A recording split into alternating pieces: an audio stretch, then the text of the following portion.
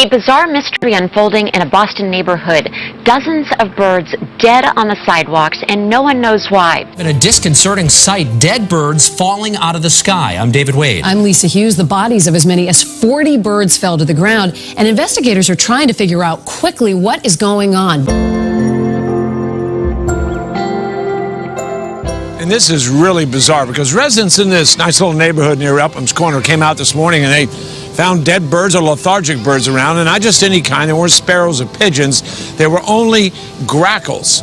So with City Inspectional Services, the Animal Rescue League of Boston, trying to figure out what's going on around here. And it wasn't just that species of bird that was overcome. One resident's cat also fell ill and had to be euthanized. We don't know what's going on. So the Animal Rescue League of Boston and Inspectional Services were trying to figure it all out. So we're not sure what's going on, if there's an environmental toxin or if there's something that's some disease that's being spread around the birds. There was no sign of people feeding birds and no sign of poison. So right now, it's a big mystery.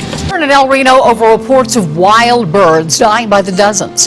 His trained eye spotting something foul in El Reno. I stepped on something, and when I looked down, I saw it was a dead bird. And throughout the day, I kept seeing more and more dead birds. On seemingly every block, he'd find dead grackles and starlings, their numbers growing by the minute. I looked over this hill, and there was like 15, maybe 16 dead birds all under the same tree. It's both natural and it is concerning because we're not used to seeing birds in that number. It was too strange just to ignore like that.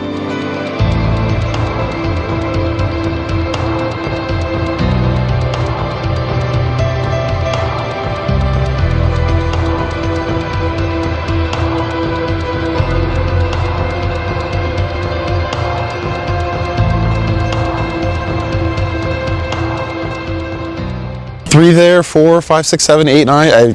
You can't even begin to count. Clearly, something is off to kill these fish. As people pass. Oh wow, there's a dead crab too. It's hard not to notice. The Baltimore Harbor waterkeepers have been alarmed since last week. It was really one of the worst algae blooms that I've ever seen in the harbor.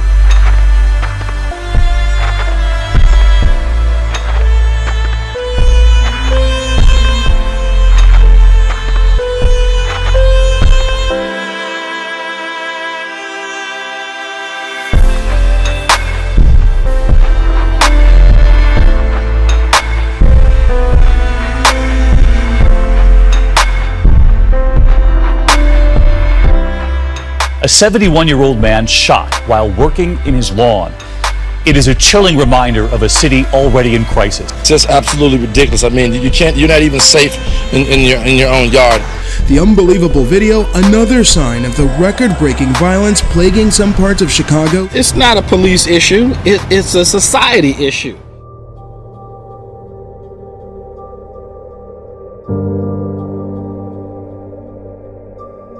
At 6:02, a case of incest out of Duncan now has mother and daughter behind bars. Today, Patricia and Misty Spann are both in jail on allegations of an incestuous marriage. Now, Patricia is 43, her biological daughter, Misty, 25.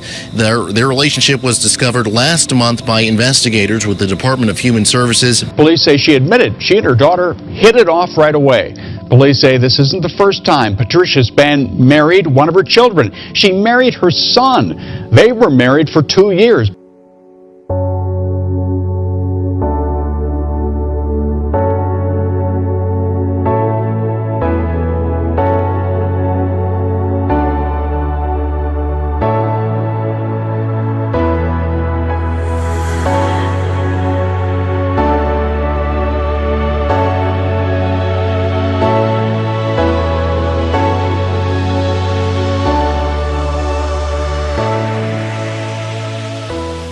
On Fox, this story is a little bit out there. The story about a man turned dragon lady born in Phoenix, now living outside of Houston, Texas. But we want to warn you that what we're about to show you might be a little upsetting for some members of your family. It's not makeup or special effects. This is a real person. My name is Eva Tiamat Baphomet Medusa, also known as the Dragon Lady.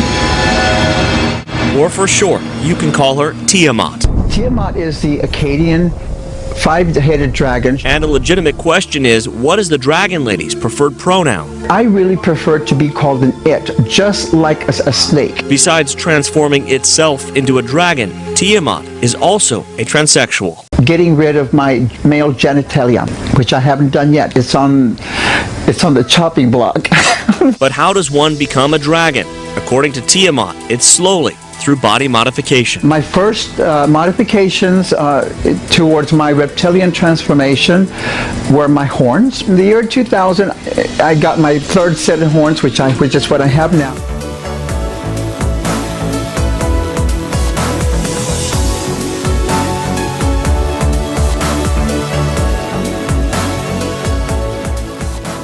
But Tiamat says everyone is going to have to get used to who it is. I think humans need to be nicer to one another and to really just accept each other for what they are. It's not an illness that you hear about very often these days. 2 possible cases of leprosy at Riverside Elementary School has parents now pulling their kids from class. Health officials say leprosy is extremely rare. They've seen the gruesome pictures showing how the bacterial infection can cause horrific lesions on the skin if untreated. Now, health officials say a superbug has been found in South Carolina. The bacteria is resistant to all antibiotics, even those last resort drugs.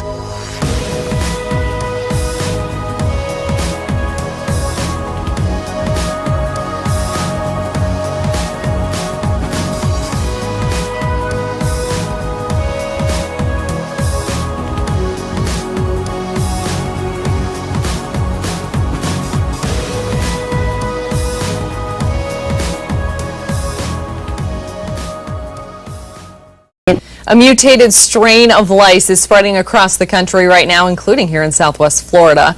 The so-called super lice is shown to be resistant to over-the-counter treatments. It's not just children, but adults getting them now too. They're becoming even more resistant to traditional treatments. Super lice are spreading and becoming even stronger.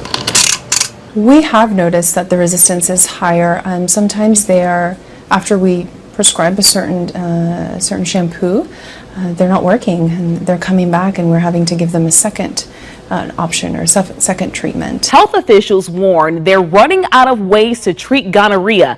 This as the number of cases are steadily increasing. It's a sexually transmitted disease that's outpacing treatments that just can't keep up. It's mutating. It's scary, so you just have to protect yourself and use condoms. Gonorrhea is getting trickier to treat. The disease has outgrown so many drugs, there's only one left. So gonorrhea is really specialized in adapting itself to be drug resistant. Syphilis is an STD that's been around for a long time, and it's still sensitive to the very first antibiotic, penicillin.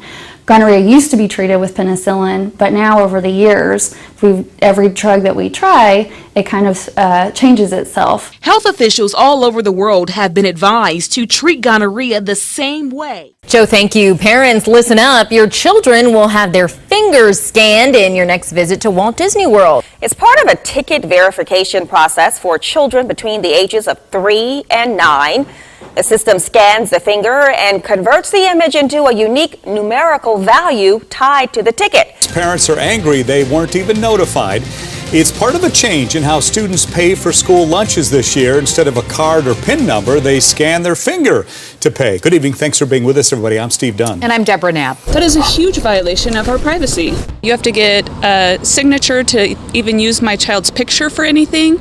And I think using their fingerprint for anything, you would definitely need a signature for that too. Artificial intelligence isn't that far away. In fact, it's inching closer and closer to you. The technology is getting better every day though, and it may not be long before it's good enough to recognize stars on TV long before you do. We put who they are, but we could also put, why they're there, what film they're in, and so you could get more information fed to you live video. Within 2 years, Sighthound even expects to see cameras in kids' toys, promoting more intelligent interaction. So even if you won't be the first in line to get devices with facial recognition, before long, it may be like so many other technologies, where you won't have a choice. I'm not just your friend, I'm your BFF. Well, West Point taking some heat tonight for a video showing the school's head football coach leading his players in prayer. The athletic director took the video down because it was clear that when some of the complaints started coming in, it was offensive to people. So why do we want to put a video that's going to be offensive to people on and keep it up there? You know, it's just like grinding salt into the wound, and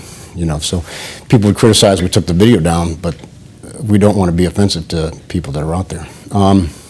You know, so maybe 90% of the people supported the prayer, but when you look at it from a legal basis, and from a legal standpoint, and then you look at it from a leadership standpoint, there were some concerns, and I think they're valid concerns. Head coach Jeff Monken delivered a congratulatory speech. Winning's tough, but you know what? We got a tough damn football. But afterward, Monken reportedly gestured for the team to kneel in prayer to Jesus. Our responsibility as leaders is to build inclusive teams, where everybody on our team feels that they are a valued member of the team, that they feel safe and secure, and that they feel that they are a contributing member. Stand firm in your faith, be courageous, be strong. 1 Corinthians 16:13, which meaning that we all just need to stand firm, you know. The whole school came together today. O'Donnell High School junior Katie Grubin explains what she posted on Facebook following the 10 Commandments at her school being covered up. Just one of hundreds of posts from students sharing their reaction, which sparked a community-wide conversation. It's one of the big things that O'Donnell's known for, is for keeping their faith strong no matter what. But the students took that frustration and turned it into a movement. Because of this, students have put verses on sticky notes and just around the hallways and stuff, so 2 verses and commandments they've been complaining about turned into 70 more verses. They have shown the kind of people that they are. They believe in the 10 Commandments and they want to stand up for it.